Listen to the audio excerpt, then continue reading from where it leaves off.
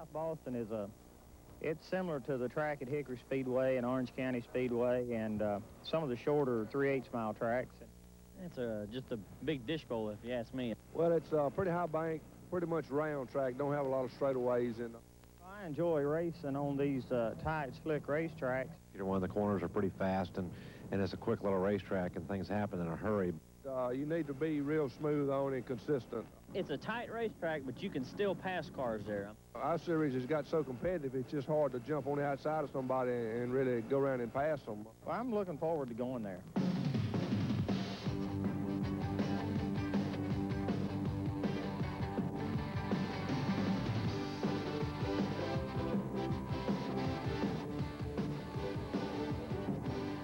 The South Boston Speedway has had a long and distinguished history since it opened 34 years ago. It started as a 1/3 mile dirt facility in 1957. 5 years later, the track was expanded to its current length and paved. And in just a few minutes, 30 drivers will test her in the Carquest Auto Parts Stores 300. Good afternoon, everyone. I'm Mark Allen. Thanks for joining us for TNN's live coverage of the 10th stop of the Busch Grand National Series. We're heading into the heart of the schedule, and if there is any one race that is going to be completely wide open, it is this affair today. That's because of a major change that was made on this track less than 6 weeks ago. Here with that story is my telecast colleague, Mark Garrow.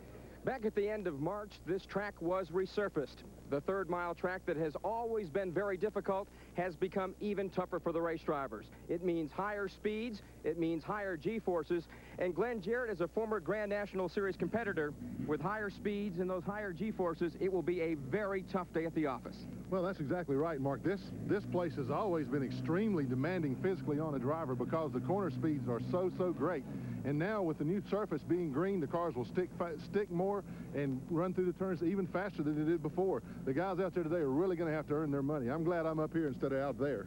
Last week, with David Green becoming the first rookie driver since 1989 to win a race, and the 2 drivers behind him also being rookie drivers, we didn't necessarily see a changing of the guard, but we did see perhaps a glimpse of the future. We may see more of that this afternoon. A newly resurfaced racetrack means everybody's on equal footing. Well, that's right also, Mark. It used to be when you came here at South Boston, it was very difficult for a newcomer or a rookie or a beginner to end up in victory lane here. But now I don't think that's going to be the case today. As you said, the changing of the guard has started. There's a lot of new, fresh talent out there. And the old experience that the guys had here before on the old surface is gone. It's all new now. Everybody's starting out from the same point, and it wouldn't surprise me to see those guys continue, as they started last week, to continue their march to the front. All right, down on pit road now is Bill Hennessy. He's standing by with the driver. He's not necessarily a rookie, but he's still a newcomer and a good one here on the Grand National Series. Here's our pole sitter, Steve Grissom.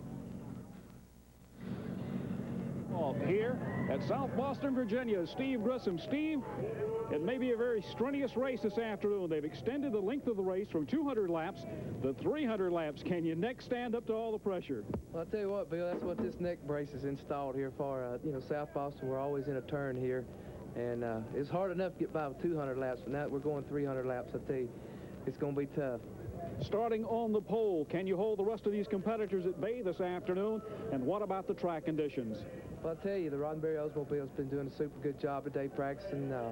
It's just kind of now whether we guess right for the race or not. And it is a 300-lap race. We can pit, so we've guessed, and hopefully we guessed the right direction. And if not, we come in and stop and adjust the car. And I tell you, the people here at South Boston done a good job paving the racetrack. It's a nice, smooth finish.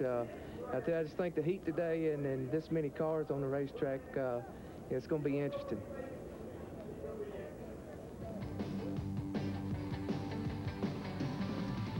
Today's telecast of the Carquest Auto Parts Stores 300 is brought to you by New Haviland Formula 3 Motor Oil. Add more life to your car. By Eagle One Car Care Products. Eagle One is visual perfection. By Champion Batteries, when you can't wait to get started. By Miller Genuine Draft, cold filtered for real draft taste, so get out of the old, get into the cold. By Wagner, power painting that's not just a whole lot faster, but a whole lot better. And by Carquest Auto Parts Stores. You'll find it at Carquest.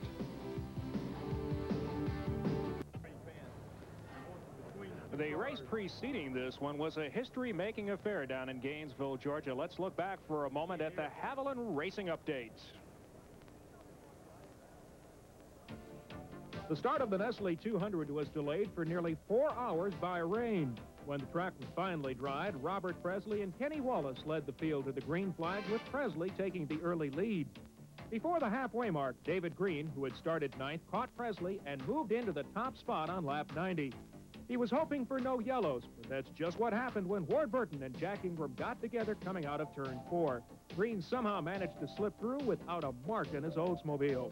Lonnie Rush brought out the final caution when he suffered his second wreck of the night.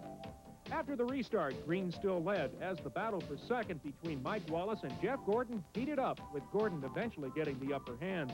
No one was able to catch Green, and the rookie went on to score his first Grand National victory ever. Rookies also took the next 2 positions, with Gordon in second and Wallace third. Rounding out the top 5 were early leader Presley and Chuck Bound. After the Nestle 200, Kenny Wallace, who finished 19th, still leads the Grand National standings, but by only 5 points over Bobby Labonte. Steady Jimmy Hensley is third, Todd Bodine fourth, and Joe Nemechek rounds out the top 5. And now let's go trackside for the words that will get today's activities underway. It will come from Carquest's Mike Young. Familiar command in motorsports racing.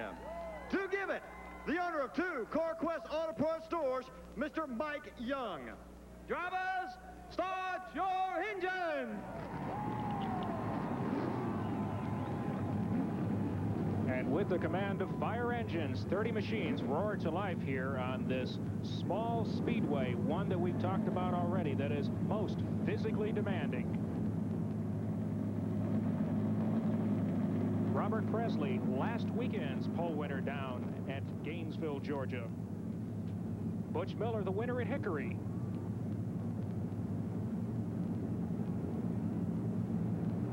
Bobby Dotter, the Chicago, Illinois driver, had a good qualifying run.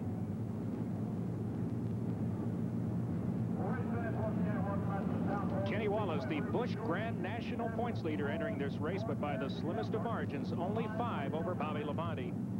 Kenny Wallace started out the year very quick, as we see a picture of Jeff Burton in his Armour Chevrolet.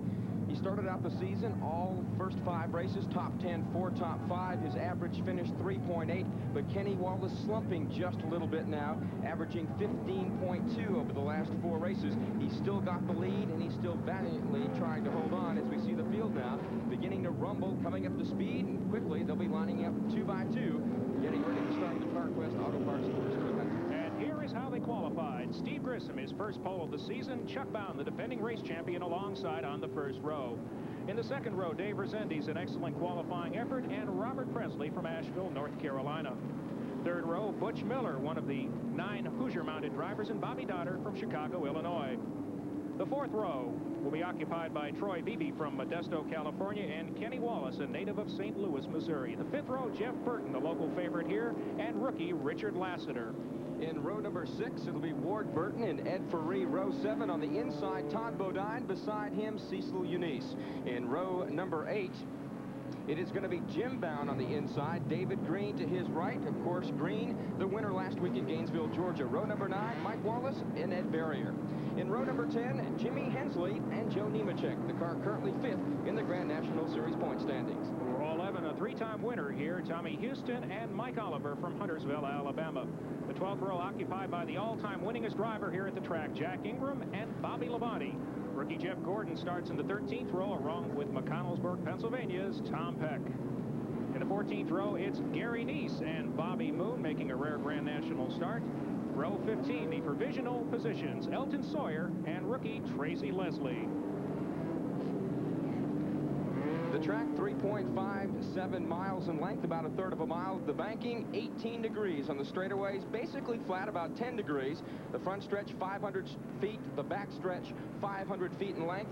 And Glenn Jarrett, as you mentioned earlier, you're constantly turning, and as you can see, that's just what we'll have in these racetracks. The temperature, 76 degrees, partly cloudy, a slight breeze, about 6 miles per hour, humidity 50%, and we have just a slight chance for rain at 20% here this afternoon in South Boston, Virginia. And there's the makeup of the starting field. Oldsmobiles once again the predominant make here, with Buicks starting 8 cars. The Chevrolets will have 5, Pontiacs 4, and there is the one lone Ford in the field of Jeff Gordon.